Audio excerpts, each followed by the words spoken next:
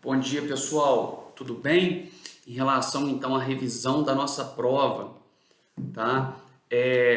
Eu optei, né, as provas já estão prontas, em manter um formato da mesma avaliação anterior. Então, eu vou trazer ali para vocês um caso concreto, e esse caso concreto vão ser elencadas ali vários questionamentos, observado o mínimo de 8, né, conforme a orientação da instituição.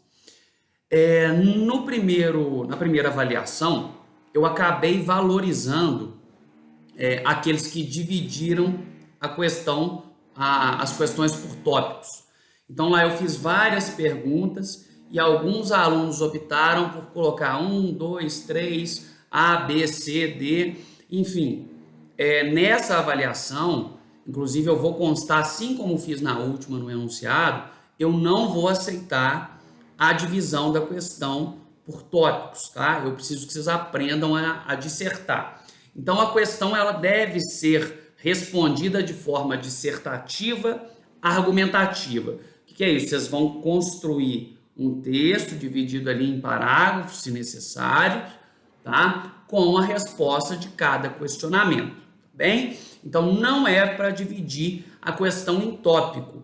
Dentro do próprio enunciado, eu vou consignar, eu vou deixar expresso que a questão deve ser respondida de forma dissertativa, argumentativa, e que a eventual divisão da questão em tópicos pelo aluno acarretará na desconsideração da resposta e levará, consequentemente, a nota 0, a atribuição da nota 0. Perfeito? O combinado não sai caro, mas a gente já trabalhou diversos exercícios e na própria aula nós já conversamos a respeito da resolução de questões. Eu tenho certeza que os doutores e doutoras não vão ter maiores dificuldades na resolução das questões. Qual é a questão da nossa prova? Bem, a questão da nossa prova envolverá uma duplicidade de raciocínio. Eu vou precisar que os doutores e doutoras guardem muita atenção. A Lei 12.850 de 2013, que disciplina sobre organização criminosa. Eu vou precisar que os doutores e doutoras guardem muita atenção à Lei 12.850 de 2013, no que tange às organizações criminosas, em especial sabendo identificar quais as características das organizações criminosas. A exemplo, número mínimo de 4 integrantes. A exemplo, divisão escalonada de tarefas. A exemplo, hierarquia entre os participantes e, sucessivamente, os termos previstos na lei. Nesse sentido, eu vou contrastar a organização criminosa com o artigo 149-A do Código Penal. Estou falando ali de tráfico de pessoas. Então, veja, eu vou contrastar a Lei 12.850 com o artigo 149-A do Código Penal, que tipifica o delito de tráfico de pessoas. No primeiro momento, importante consignarmos a definição do professor Fábio Roque do que seriam os crimes de repugnância internacional. Então, para o professor Fábio Roque, quais são os crimes de repugnância internacional? Bem, os crimes de repugnância internacional para o professor Fábio Roque, no primeiro momento, indene de dúvidas, o primeiro deles é lavagem de dinheiro. O primeiro delito que o professor Fábio Roque expressa como de repugnância internacional é o delito de lavagem de capitais. Por quê? Segundo emérito professor, segundo emérito doutrinador, não há dúvidas de que toda e qualquer organização criminosa precisa, se porventura ela não comete, ela precisa cometer o crime de lavagem de capitais. Então, o crime de lavagem de capitais, ele é de repugnância internacional. Então, veja-se, que pela literalidade do primeiro disposto, que pela literalidade do primeiro crime tido como de repugnância internacional, lavagem de capitais, nós conseguimos identificar o denominador comum dos crimes de repugnância internacional. Então veja, crime de repugnância internacional não é aquele em que a gravidade em abstrato do delito é acentuada. Os crimes considerados como de gravidade em abstrato acentuadas são, por elementar de definição, os crimes hediondos. O que são crimes hediondos? Ora, crimes hediondos são aqueles em que o legislador, pela gravidade em abstrato da conduta, resolveu trazer uma normação específica para o trato diferenciado da matéria. Ponto. Os crimes de repugnância internacional não são definidos como os crimes de gravidade em abstrato acentuada. Não. Mas os crimes de repugnância internacional, o denominador comum dos delitos é justamente o fato de serem verificados com maior ou total incidência na Lei 12.850 de 2013, ou seja, são aqueles delitos praticados em regra por organizações criminosas. Então veja que o primeiro crime tido como de repugnância internacional, qual é o primeiro crime tido como de repugnância internacional? Lavagem de capitais. Ele nos dá o denominador comum. Ele nos dá o denominador comum daqueles que seriam os crimes de repugnância internacional. Qual é o denominador comum? O denominador comum é a incidência, o altíssimo grau de constatação de cometimento por organizações criminosas. E aí, nesse aspecto, nós vamos para o segundo crime de repugnância internacional: tráfico de drogas e entorpecentes. Tráfico de drogas e entorpecentes. Perceba que a diferença entre droga e entorpecente reside no fato de que droga é uma generalidade, cujo entorpecente é a especificidade. Droga é qualquer substância capaz de alterar o regular funcionamento do organismo. Então, droga é qualquer substância capaz de alterar o regular funcionamento do organismo. Então, por exemplo, medicamentos lícitos, a exemplo aí de analgésicos ou qualquer que sejam os medicamentos, constituem droga? Sim. Por que constituem droga? Porque são capazes de alterar o regular funcionamento do organismo. Ao passo que entorpecentes são substâncias especificamente criadas ou especificamente cultivadas para alterar o regular funcionamento do sistema nervoso central e acarretar sentimento de prazer e acarretar sensação de prazer ou sensação ou alteração da percepção da realidade, tá?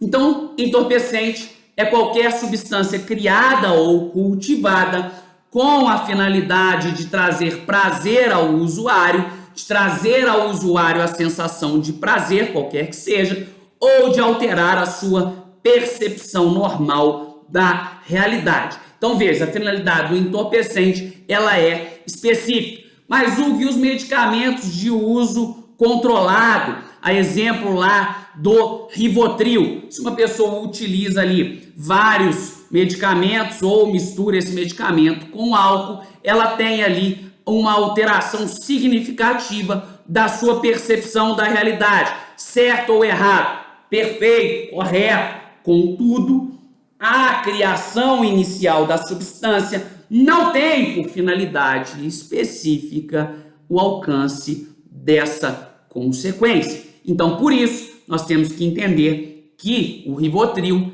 é uma droga. muito embora utilizado ali com em grande quantidade ou ainda misturado com álcool, possa trazer efeito alucinógeno, assim como algumas substâncias entorpecentes, tá bem? Então veja, diferenciamos droga e entorpecentes e entendemos que droga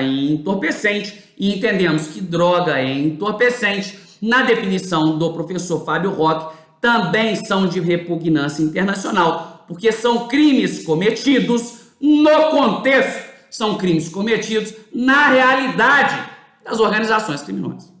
São crimes cometidos no contexto ou são crimes cometidos na realidade das organizações criminosas. E por fim, chegamos finalmente neles, nos crimes de quê? De repugnância internacional. Qual seria o terceiro? Primeiro, lavagem de capitais. Segundo, tráfico de pessoas. Primeiro, lavagem de capitais. Segundo, tráfico de drogas. E agora, por fim, tráfico de pessoas. Já entendemos, doutores e doutoras, que o denominador comum dos crimes de repugnância internacional é o vínculo com organização criminosa, ou seja, é o alto índice de cometimento por organizações criminosas. Ponto. Tráfico de pessoas. O que nós temos que dizer? Bem, tráfico de pessoas é também um crime de repugnância internacional. Tráfico de pessoas é também um crime de repugnância internacional. E por que é um crime de repugnância internacional? Porque não resta dúvida de que o tráfico de pessoas, não raras às vezes, é cometido também no seio de organizações criminosas. Presta atenção no que eu estou dizendo. Crime de tráfico de pessoas é de competência da Justiça Federal, depende. Então, na verdade, o que eu estou te dizendo é o seguinte: não existe presunção nenhuma, meu filho. Não existe presunção nenhuma, minha filha. Presta atenção aqui no que eu estou falando. Não existe presunção nenhuma de que os crimes de repugnância internacional, entendidos como crime de tráfico de drogas, crime de lavagem de capitais e crime de tráfico de pessoas, sejam de competência da Justiça Federal. Você entendeu que não existe essa relação? Eu não posso afirmar que todo crime de repugnância internacional, entendido como tráfico de drogas, lavagem de capitais e o quê? Tráfico de pessoas, são sempre de competência da Justiça Federal. Eu não posso falar isso. Uma observação. Para o professor Fábio Roque, então, quais são os crimes de repugnância internacional? Tráfico de pessoas, tráfico de drogas e lavagem de capitais. Vocês entenderam isso? Para o professor Fábio Roque, quais são os crimes de repugnância internacional? Tráfico de pessoas, tráfico de drogas, lavagem de capitais. Entenderam isso? Ponto. Então vamos continuar. Tendo em vista o denominador comum dos crimes subexame, entendidos aí como sendo aqueles cometidos no seio das organizações criminosas, eu, professor de vocês, Hugo Viol Faria, entendo que também seria de repugnância internacional o crime de tráfico de armas. Qual é a percepção que você tem que fazer? O professor Fábio Roque entende que são de repugnância internacional, lavagem de capitais, tráfico de drogas, tráfico de pessoas. O professor Hugo Viol Faria acrescenta um crime. Qual seria? Tráfico de armas. Por quê? Porque também é verificado no seio das organizações criminosas. E qual seria a competência da estipulação dos crimes de repugnância internacional? Bem, a consequência da estipulação dos crimes de repugnância internacional reside no fato de que a comunidade internacional, entendida pelo conjunto de estados, eu digo aqui estados, eu estou me referindo aos estados, nações, então eu estou me referindo a países, Brasil, Argentina, Itália, França, Holanda, Estados Unidos, enfim. Eu estou me referindo aqui à comunidade internacional. Então são crimes em que a comunidade internacional deve se pôr a combater de forma o quê? Conjunta. E aí vai uma pergunta. Por que a comunidade internacional deve se debruçar em adequar as suas legislações, para o combate conjunto desses delitos? Eu vou fazer de novo a pergunta. Por que a comunidade internacional, entendida como o conjunto de estados-nações, deve se pôr a adequar as suas respectivas legislações para o combate em específico desses delitos, quais sejam de repugnância internacional, entendidos como tráfico de drogas, lavagem de capitais e tráfico de pessoas? Por quê? Porque nós estudamos o sistema de blindagem das organizações criminosas. Então nós precisamos passar por um processo de adequação do princípio da legalidade. Por que um processo de adequação do princípio da legalidade?